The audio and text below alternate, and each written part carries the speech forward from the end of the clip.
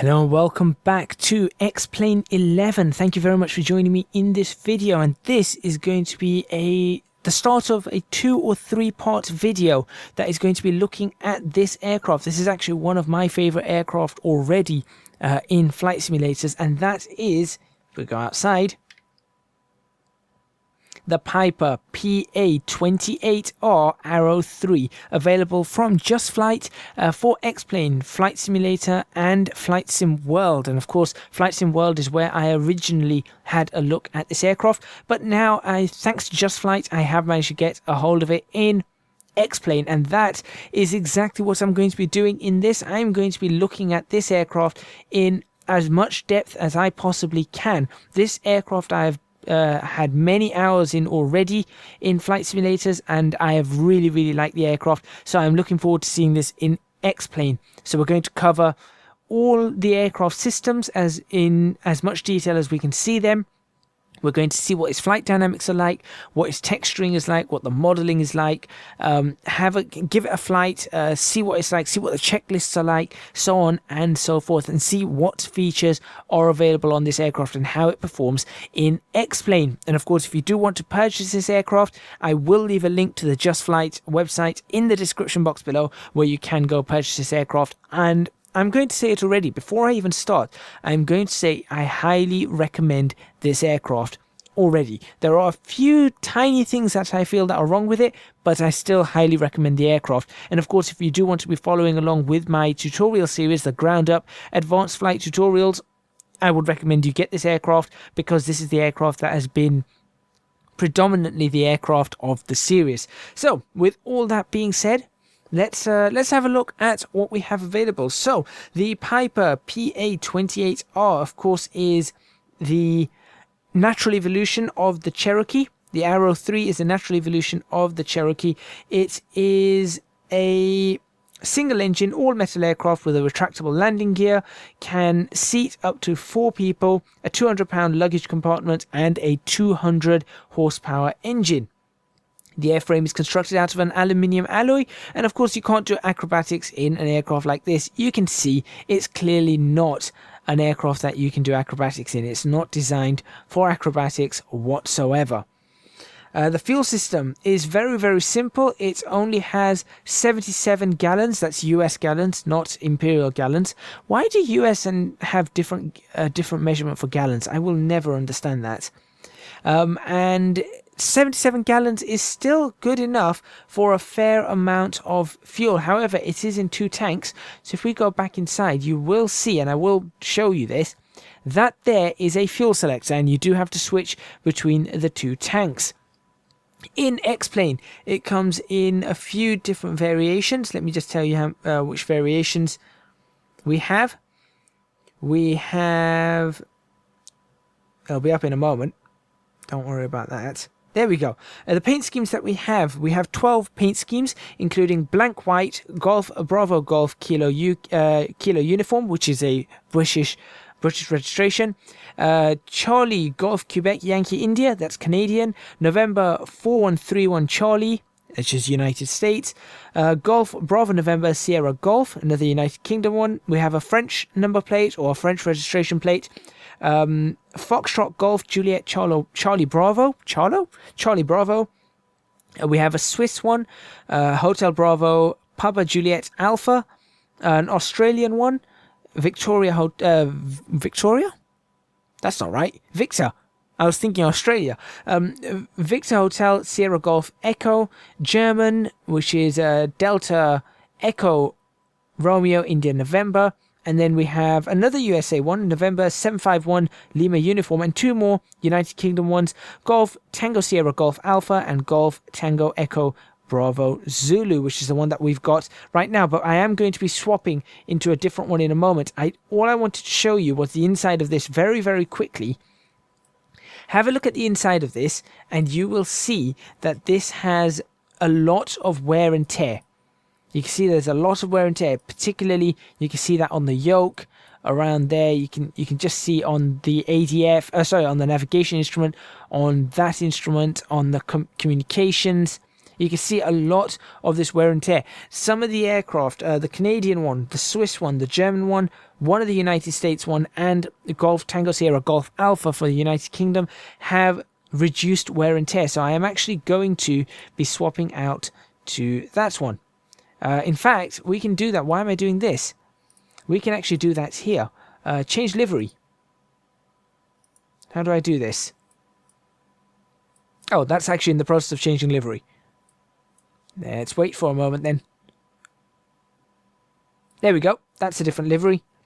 Just check outside which one that is. That's Tango Sierra Golf Alpha. And you can see inside this much reduced wear and tear. Those look okay. That's got a little bit of wear and tear. That has a little bit. But this is much, much better. So I'm actually going to be flying this aircraft and having a look at this one. Okay, so what do we get with this? Well, first of all, the installation is very easy. All I had to do was I purchased the product of JustFlight. After purchasing the product, which I should probably tell you guys the price of, so I'm actually going to look up the price whilst I'm talking. After purchasing the product, you get given an activation key, the activation key and a download. So you download the product. Once you've downloaded it, all you've got to do is drag and drop the unzipped folder. So you unzip a folder, drag and drop that into the aircraft folder of the laminar research folder for X-Plane. So the main folder of X-Plane, there's an aircraft folder, go into that and drop this aircraft in it. Once you load into X-Plane, you'll be asked for an activation key. That is provided for you on the JustFlight website with your order. So make sure you copy that activation key, write it down in a safe place if you want, and you put that activation key into this. It will activate the aircraft. Then you go up to this, go to developer, reload current aircraft, and you are ready to go. And then every time you come in, you don't have to do any of that again. It's ready for you to go. And as you can see, already it looks pretty nice inside. The price of this aircraft is $27.99. Download size is 1.1 gig, so it's just over 1 gigabyte. It does have the FMOD system that X-Plane uses. It makes full use of that, so you have a full stereo sounds, PBR materials, real-time environmental reflections, slow fast tire rotation animation, and precise shock absorber animation. So we'll be looking at as much of that as we possibly can. I think it's pretty good. Definitely pretty good. The textures are 4K, so we have 4K textures, and we have all the ground equipment as well, so you can have a look outside. We are going to, by the way, start this aircraft up. We probably aren't going to take off in this episode, but we are going to start it up and we are going to have a look at it. But you can see, there you go. You've got the chocks and everything outside. The tie downs are on. It looks very, very nice, and you can take them off, and I'll show you guys how to take them off when we get to it. Everything else, we've got a fully functional, comprehensive IFR capable avionics kit, including the KMA-20 audio selector, which is right up here. That's KMA-20. We've got the X-Plane native navigation, which, in my opinion, I don't actually think we should have had that in this aircraft. But of course, some of them do have it, so it's not too much of a big deal. But I know the Flight Sim World version does not. But this obviously works with procedures that work out the box, and it does support Navigraph and the Aerosoft custom navigation databases. It has the KX175 Bravo COM2 Nav2 radio unit, which is that one there. Of course, we have two of these in Flight Sim World, as replacing the one on this. Nav1 and COM1 will be on the Garmin unit. We have the KN62 DME unit, which is right here. That's the DME unit. Again, I'll show you guys how to use these when it comes to it, which can display Nav1 or Nav2, depending on this. So you flick that switch, and I'll show you how to do that as well. Then we've got the transponder. Obviously, you can see the transponder down here. The transponder down here. Why am I pointing at the ADF? Transponder down here, which is the KT76 Alpha. Then we've got the KR85 ADF units right there, and then it does have support for Reality XP's GTN 750, which is sold separately only on Windows. It has an interactive logbook. We'll have a look at that. Flight computers, yoke-mounted flight clock and timer, as you can see there, 4:05 in the morning, and this does work. You can go into different modes, as you can see, and you can start that So it does work absolutely as you would expect. I've actually used that before. And then we've got option to activate flashlight within a pop-up window. We'll have a look at that. To aid pitch black, cold and dark start. We've got a pop-up autopilot window, which probably is not really that needed. We've got animated toe brakes, fully functional throttle quadrant tensioning system, radio knob animations routed through plug-in logic, and so on and so forth. It's got a whole bunch of functional aircraft systems with fuel imbalances, battery checks, oil checks, and let's just get into this, because it has a lot of information and of course realistic flight dynamics. And with all of that, it also comes with an 80-page manual, an 80-page guide to this aircraft, and on top of that 80-page guide, it also comes with a 32-page operating data guide. So that gives you operations information. So let's get on with what we need to see. So we've got this over here. So this is our panel. This is the JustFlight panel that we have. So as you can see, you can change livery. We've already had a look at that. So you just left click on this arrow and that brings up the panel. Now I want to know if there's a way to get rid of this. I'm going to be reading this and let's see what we've got. So this one over here is the cabin door. As you can see, now that cabin door can also be closed just like this. So you do have that. So if you just grab that area there, you can close it and then you can latch it there and latch it up there. Now that one doesn't make a noise, but this one certainly makes a noise. You've also got the cargo one. So if we go outside, you can see the cargo flap is open. Now I don't know whether you can close the cargo flap from the inside. In fact, let's go have a try. I doubt it, because you can't actually get to it. It's right there. Yeah, you can't actually get to the cargo flap unless we were to move. Let's have a look. Let's try this. Can we close this? It'd be good if we can. It'd be very interesting if we can. No, don't think we can. Can go outside the aircraft though. Always find that a little bit odd. But you can see the door is open too, so you can close that. And yeah, there we go. Let's go back inside. Let's unlatch. Is that going to open the door? Come on. Get that door open. Yeah, there you go. So let's leave that door open for now. You can even leave it open half if you want. Right, the third button obviously brings up the X-plane navigation system, which is the Garmin 530. The next one along that is the reflections for the interior and the windows. So if we press this, you'll see the reflections go away. That's going to be performance. That's all for performance. So if you feel like you're getting low performance, you can click that. Then you've got this one over here, which is the instruments one. So there you go. That's all for performance. This one here switches on. Is that the spotlight or is that the dome light? That's the flashlight. If it's off. Yep, if it's off, it's a flashlight. So you can see like so, which is actually pretty nifty. And if the aircraft is on, it will switch on this dome light up here. So you can see actually that actually does the exact same thing. I must say I'm not impressed with these textures here. That could have done with a little bit more, but how often are you going to be looking up there? And then also there's some little thing here. I don't like that. That one bit there I don't like. But aside from that, I haven't really found any texture problems. Let's switch that off. Alright, in the next row we have, this one is the autopilot button, or the autopilot controls. Now I'll show you how the autopilot works when we take to the skies. It's not a standard autopilot system. As you can see, it's an old style autopilot system, so we'll be looking at that.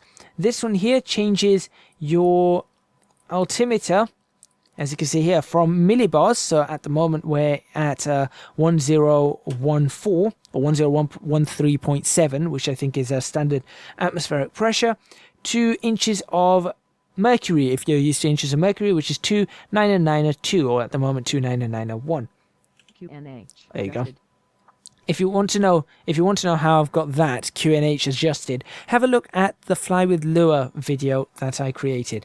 This here is the auto fuel switcher that will allow this. It will allow the computer to switch the fuel tank automatically for us, which is what I am going to do in this.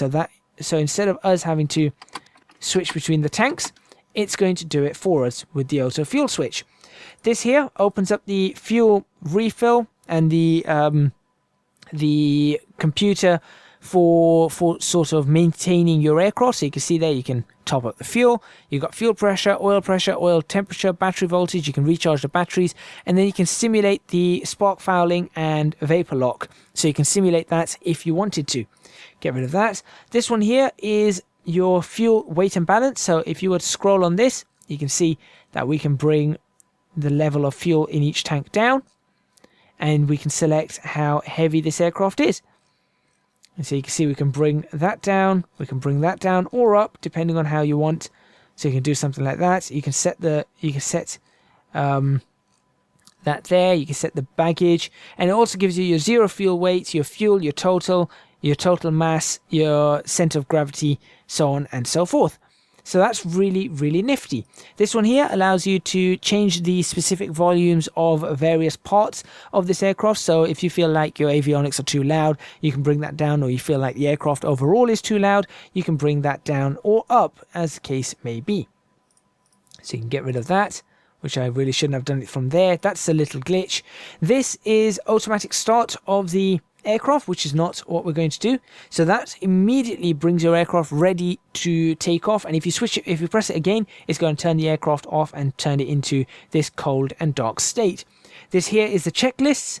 This one here is the flight computer, so you can see outside air temperature, ground speed in knots, miles per hour and kilometers an hour, endurance, your range, your nautical miles per gallon, your pressure altitude, your datum altitude, true airspeed, fuel flow, your headwind, crosswind component. Helps you actually do a lot of stuff. Again, I did that. Really, I guess you want to press this one to open and close that.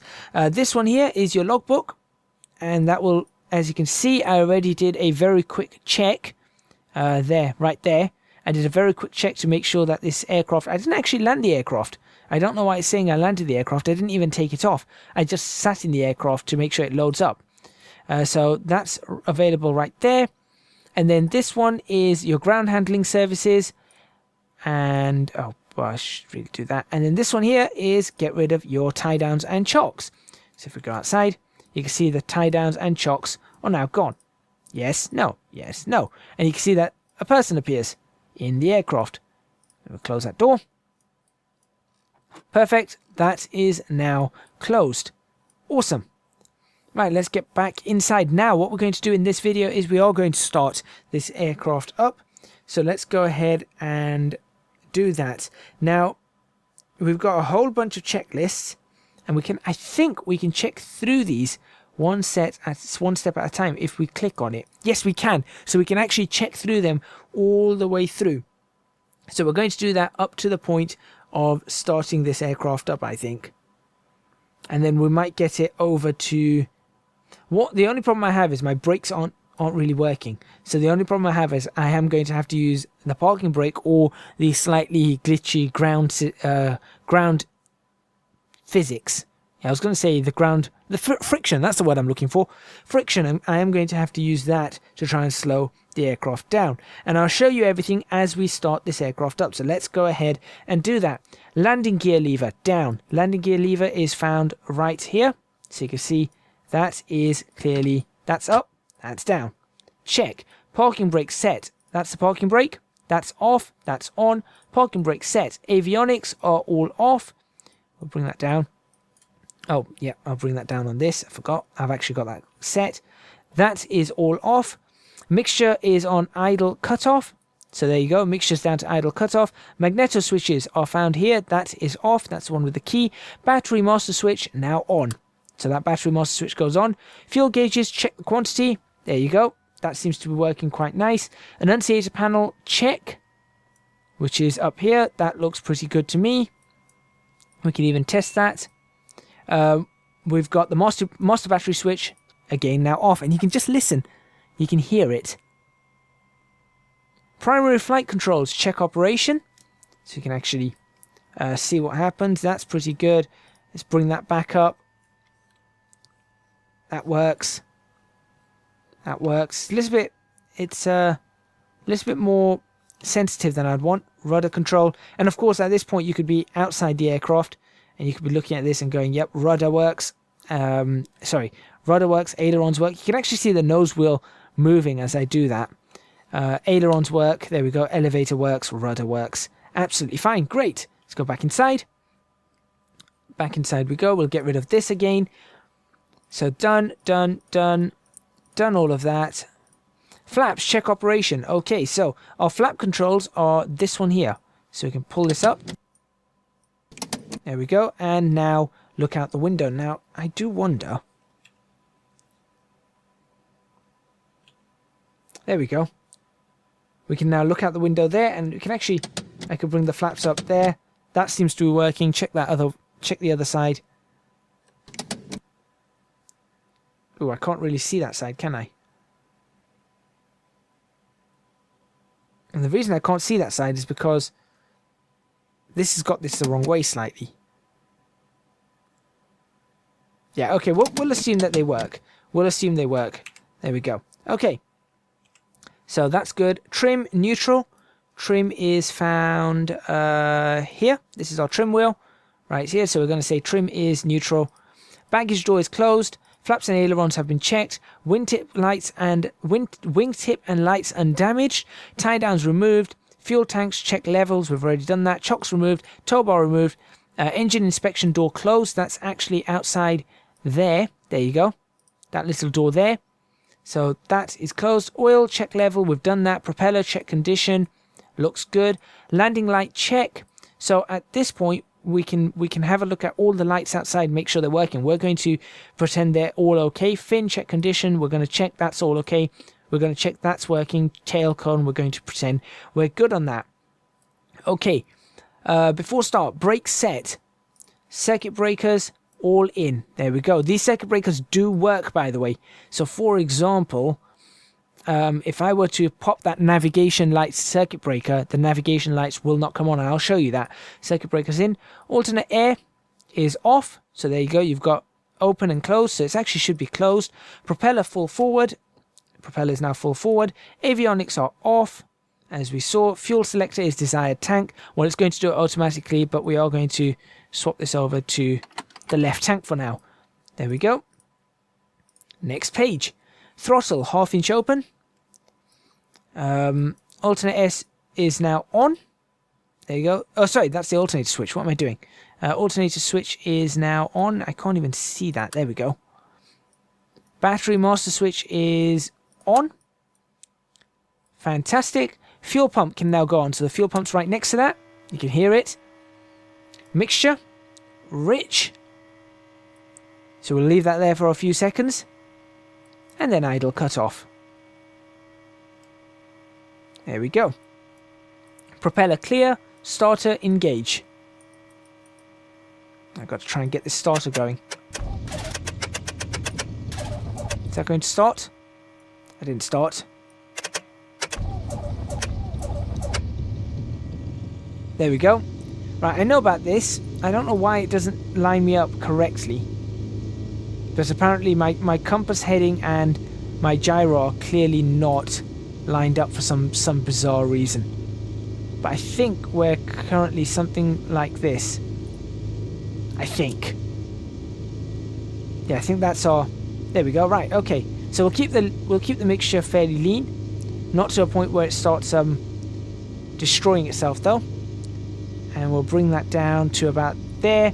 So we've done that, done that, done that. Engine is now on. Just listen to that engine. Mixture can now go full rich, I guess. I didn't realize we have to have the mixture full rich. Magneto's on both.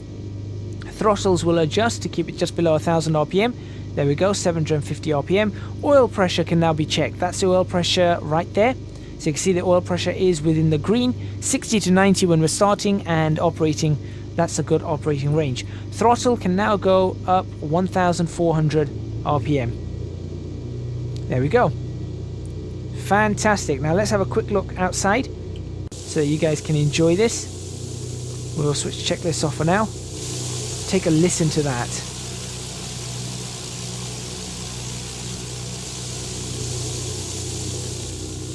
Really, really sounds awesome, that does.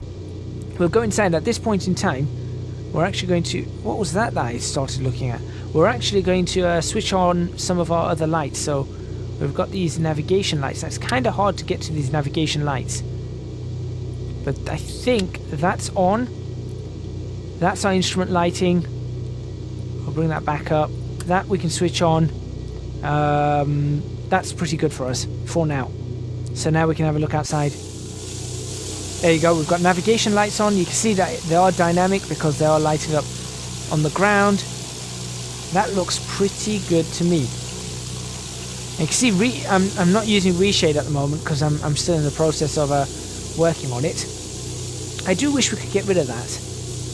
I do wish we could get rid of this. That would be really, really helpful. Right, next page, taxiing. Taxi area clear, parking brake released, throttle applied slowly, brakes check, steering check. So we're going to do that. Now obviously I don't have the brakes. Actually I do have brakes. I have set something up for brakes, so let's see if that works.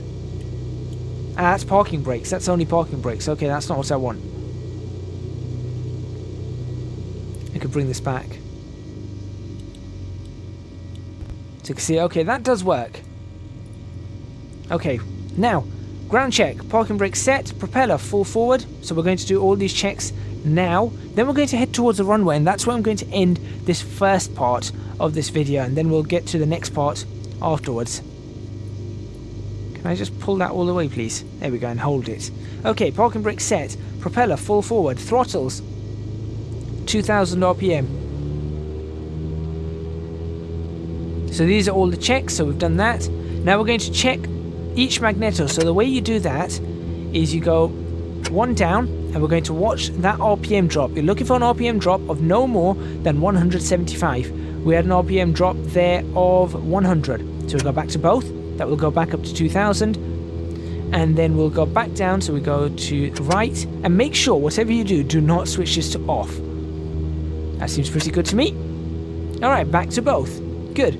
We'll check the vacuum pressure. That's this one over here. 4.8 to 5.1 inches of mercury, which seems to be fine. Oil temperature still seems to be fine. Oil pressures seem to be fine. There's the temperatures and pressures. Ammeter, we've got within tolerances. We've got this, press to test. That works. Propeller exercise and full forward. So what we do is we bring the propeller back.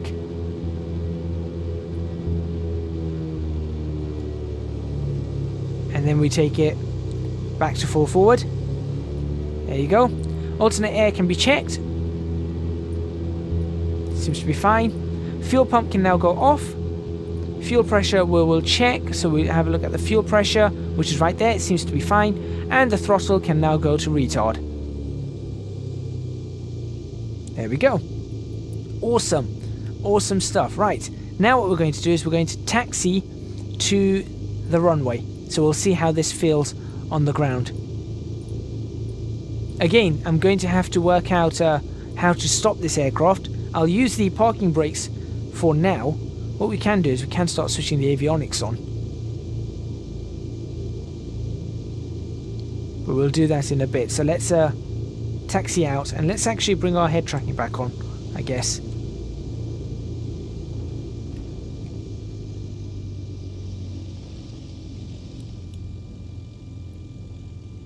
Okay, so we're just going to taxi out nice and gently. Not sure which way we're going to be going. I think it's this way. Yep, the runway's that way. Definitely that way. Alright, how does this aircraft feel just on taxi? Honestly, really, really good. It does feel really good on taxi. So, kind of impressed with that. Is it control and space for a screenshot? Shift and space. Control and space is video recording.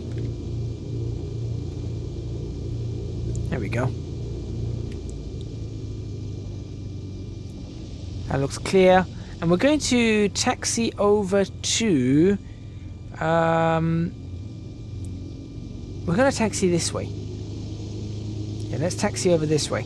And we're going to taxi to a runway 9. Frames seem fairly smooth. It doesn't seem to be disturbing my frames too much.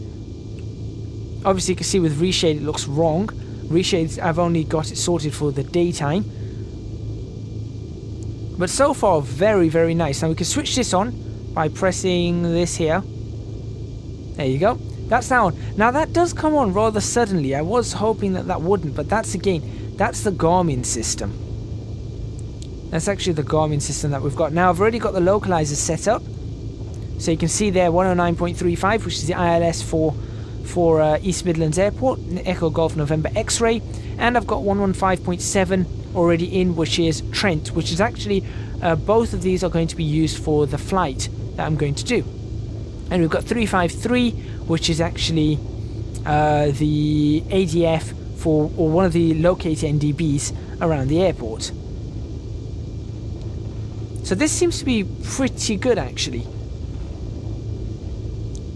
Looking around the aircraft, everything is very nice.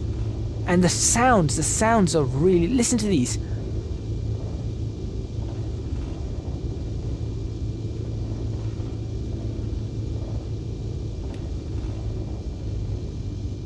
Those are really nice sounds. Now we'll take the next taxiway. I think this is the last taxiway anyway. No, it's not. We've got one more after this. But we'll take the next one. Let's see what... Is there sudden... Yep, there's sudden... There are noises for that. Alright, so we'll take this taxiway. Obviously it's clear, but... we just look anyway. Very, very smooth to move around. And we'll stop right here. Unfortunately using those parking brakes. Whilst I try and work out how to set this up. Right, parking brake can be pulled on. There we go. Okay, and we are currently at idle, and that is going to be the end of this first part of a look at the JustFlight Piper Arrow 3. As you can see, I'm already saying that this is already worth purchasing, but if you want to know what it's like in the air before you purchase it, please tune in for the next part. So the next part's going to be me taking off and doing a decent flight around. So you're going to see what it's like on the flight dynamics, and then I'll be able to give you my final verdicts. Thank you very much for watching. Please remember to hit the like button if you like this video. Subscribe to the channel for more videos on X-Plane 11. Leave a comment in the comments box below letting me know what you think. If there are other aircraft you want me to have a look at after this aircraft, also let me know, and I'll do my best to be able to do that. But I can't guarantee I'll be able to get every single aircraft, but I will certainly try. Again, this product is available at JustFlight, and if you take a look in the description box below, there will be a link to this product on justflight.co.uk or justflight.com, whatever the actual name is. I'm gonna have to check that. £27.99. Once again, that's all from me. If you want to support me on Patreon, there you go. Look at that. Your spark plugs are fouling up. This is pretty good. So what we should have done is we should have reduced the mixture. That's pretty impressive actually. That's very impressive. So you just saw that smoke start to appear. That's very impressive. I completely forgot about that. There you go, that's going to show that. If you want to support me on Patreon, www.patreon.com/ecgadget. And if you want to follow me on Twitch, twitch.tv/ecgadget. Your support on both would be massively, massively appreciated. That is all from me, and I'll see you guys next time looking at the JustFlight Piper Arrow PA-28R Arrow 3, on X-Plane 11.